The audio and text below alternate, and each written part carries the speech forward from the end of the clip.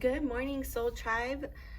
Happy full moon lunar eclipse. I know that we've talked a lot about the energy over the last week, and it's because this energy has been really big in nature, very shifting, for some very triggering.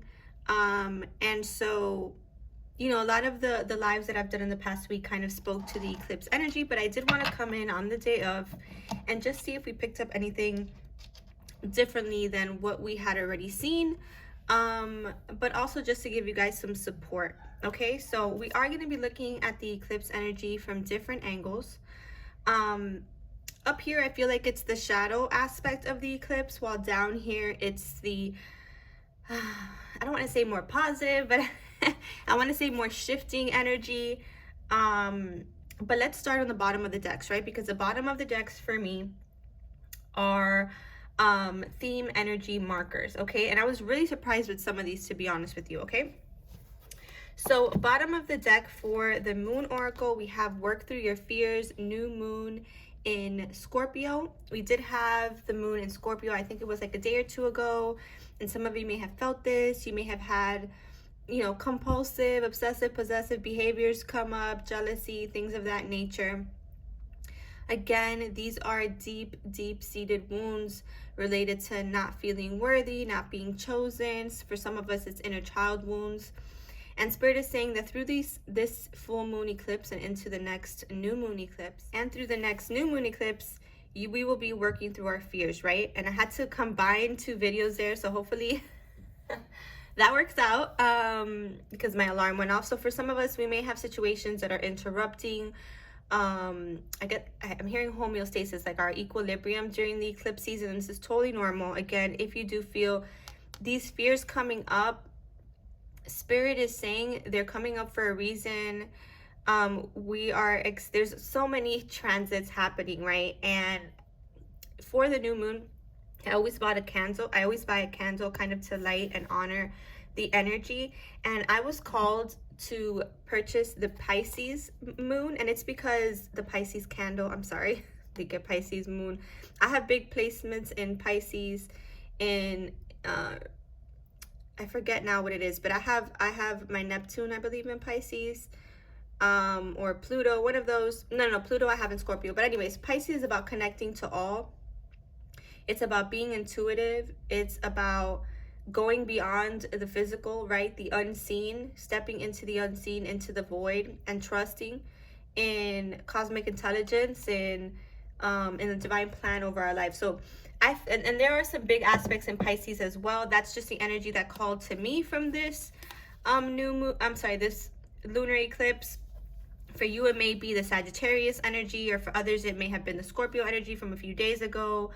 Again, it depends on how this is hitting your chart, what transits are affected, and what you're experiencing, right? So again, I do feel that we are working through our fears, and for some of us, a fairy climax is approaching. I feel like I've already gone through this in the past week, but who knows?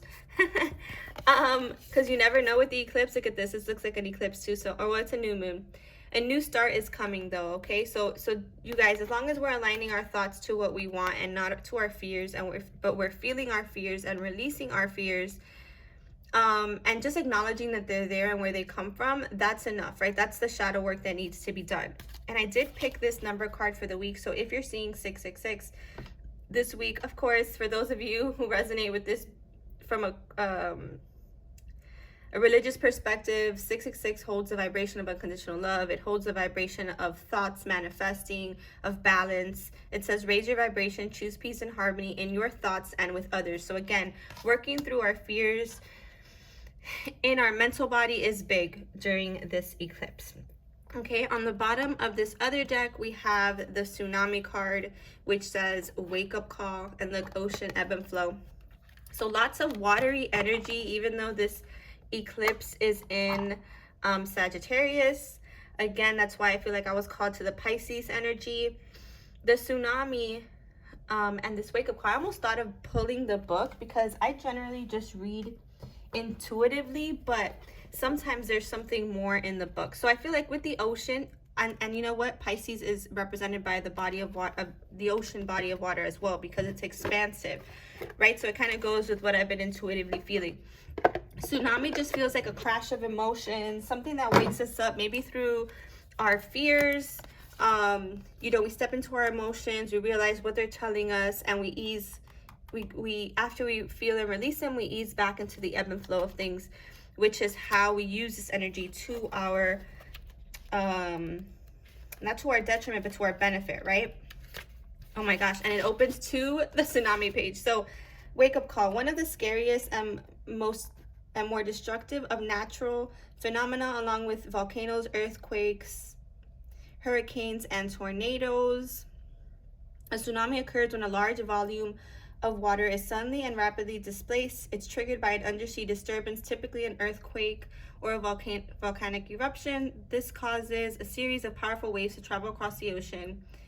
As these waves, collectively called a tsunami, get closer to the shoreline, their height increases enormously.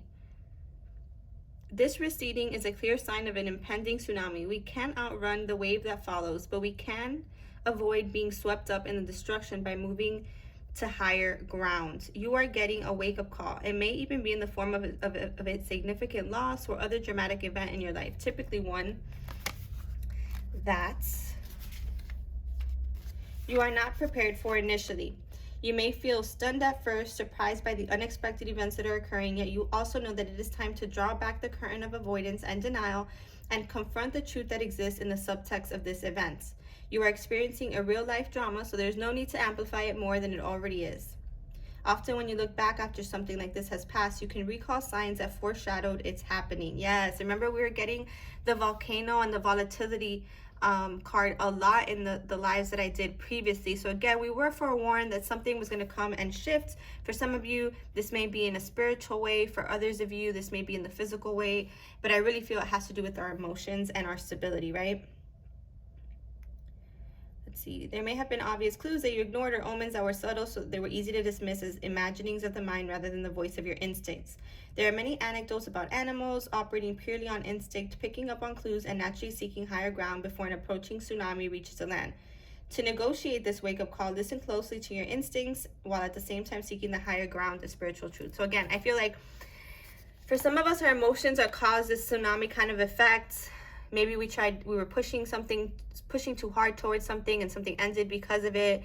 Again, whatever is happening, whatever's ending during the eclipse, it doesn't mean that it's the end per se. For some of you, it is the end of something, the beginning of something else. For others, it's just a wake-up call that things weren't aligned and they needed to shift from that vibrational state, right? And that you needed to get out of a place of like stubborn, what's the word, like attachment to outcome or attachment to results, and be more like the ocean in this ebb of flow, right? Be more like the Pisces energy.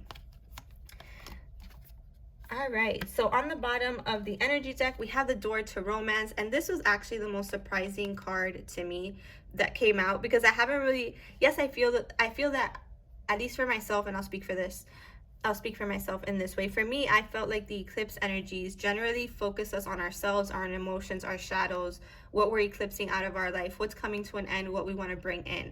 So for me, the way that love has manifested for me during the eclipse season is that I'm really focused on the things that I love, i.e. my light work, i.e.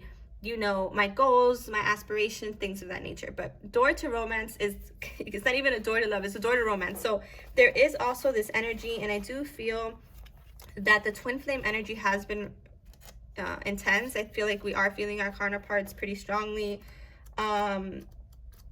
Or there's, the energies between us are just ramped up, right? So whether you're in a sacred partnership, divine counterpart, whatever label you put on it, the door to romance is opening, okay? And if you've had your heart in a cage, it's time to release it. 333 may be a sign of that. It says new beginnings in love. Whether you're looking for a new relationship or just more love in a relationship you're in, this door with a heart opens onto a new beginning in your experience. For love, new love may be arriving, and you are being brought together by a strong, resonant connection. This may be a call from a past life, or maybe new tenderness about to bloom into heartfelt affection. This relationship already exists in energetic potential, so when this card appears in your spread, make sure you are projecting the kind of self-loving energy that you want to receive from others. Be aware that the universe returns your self-caring treatment to you. It's ready to open that door. Are you? Yeah, exactly. So maybe what we're feeling, for me, this is where this shadow energy came in. When I saw the door to romance, I was like, I mean, okay. But again, that's an indication of what? That I need to open my heart more, that I need to be, obviously we're all healing from whatever tower moments have occurred. Give yourself time to heal. But Spirit is saying, keep your heart open regardless of what you're going through, okay? Because keeping your heart open brings lots of loving things to your life, including romance, right? And I feel like for some of us, this is very veiled, like we're not seeing how that's possible, or our connections are kind of stirred. We don't really know how they're moving forward because of whatever events have been occurring during the eclipse.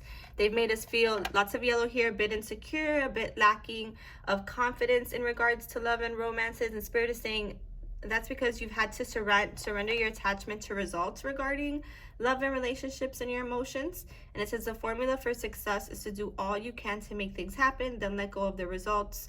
Holding on too tightly to a desired outcome can sabotage. And I'll tell you that this is something that I've dealt with a lot on my journey, as I'm sure some of you have as well. So Spirit is saying, take the time to breathe out, take the time to see past the veil, to see past what's happening in the physical, to see past your own insecurities and fears, because new things are coming. And we also had the Four of Forces in the Akash, which is the Four of Wands, also an indicator of like sacred connections, twin flames in particular. Something significant happening between the spring and the autumn. Perhaps this eclipse energy will be moving things for that time. Again, the seeds you plant will be harvested, okay? Whether in the form that you imagine or not, which is why Spirit is saying surrender your attachment to results, unlock your heart, and trust that everything that you've put out in the world will return to you, okay? All that love and effort. Then for the main spread here, and twins also indicated here as well, you have the Ace of Pentacles twice, okay? Both in the 5D energy and in the 3D energy. So for me, this is exploring new possibilities, creating new things, starting new cycles after this eclipse energy, and working through our fears and surrendering our attachment to results. We're literally forming with our energy our future. So make sure that you're, again, aligning your thoughts with peace and harmony and things that you want to manifest, right? We also had the Ace of Cups, oh my gosh, and the 10 of Pentacles on the bottom of the deck here. Whoa, sorry, you guys. With this major arcana card here from this deck as well. It says the way, and it says trust. So trust the way that things have been happening. It's for our evolution, okay? It's for our legacy. It does involve love, and it does involve physical manifestation of the things that we're aspiring, okay? So for you, how you manifest this depends on where your focus is, right? But we are evolving. Both our divine feminine and masculine energies are evolving. So again, just trust and keep your thoughts aligned to what you want to manifest, both in your heart and in your physical world, okay? Ace of Cups also indicates a new beginning in regards to the things we love, going after the things we love, etc. And we have, lastly, the communication is key. So for some of you, new moon in Gemini, you will be experiencing communication in your connections. You will be communicating with soul tribe or new potential love interest for some of you. And Spirit is saying, remember that this connection is sacred for the twins, of course. Remember that when you speak from a place of love.